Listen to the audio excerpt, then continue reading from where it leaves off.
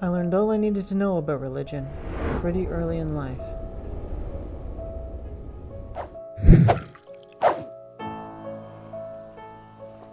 I was never brought up to go to church, nor baptized or anything like that. I was told there was a Santa Claus, though. When I was a kid, Christmas morning was magical. I knew he existed.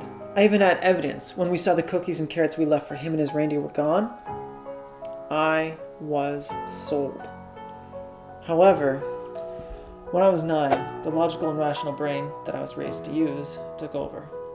I confronted my parents about Santa Claus, and I was afraid of upsetting them for not believing him anymore. Of course, they told me he didn't exist, and the world continued to make sense. When I was 13, I got a huge crush on a girl who lived down my street. She was friendly and pretty and liked sports.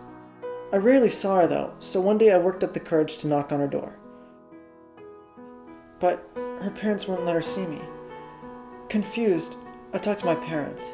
That day, I learned about Baptists. See, Christians like Bonnie were also told Santa Claus wasn't real. However, the other omnipotent being that watches her every day and decides if she's good or bad still did exist. And thus began the shutting down of a rational mind. I spoke to Bonnie years later and discovered I couldn't have a real conversation with her. Not only was she extremely close-minded about life and history, she just seemed, well, there was no evidence of a reasonable mind at work whatsoever.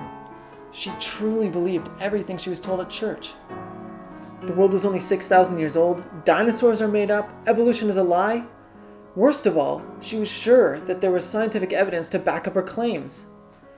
It made me sick to my stomach. Parents, it's okay to tell your kids stories and let them believe it for a while. It's exciting for a kid to see magic in the world. But in good conscience, you can't force a child's mind to perceive a distorted view of reality. They're genetically and instinctually designed to trust everything you say. Don't abuse that.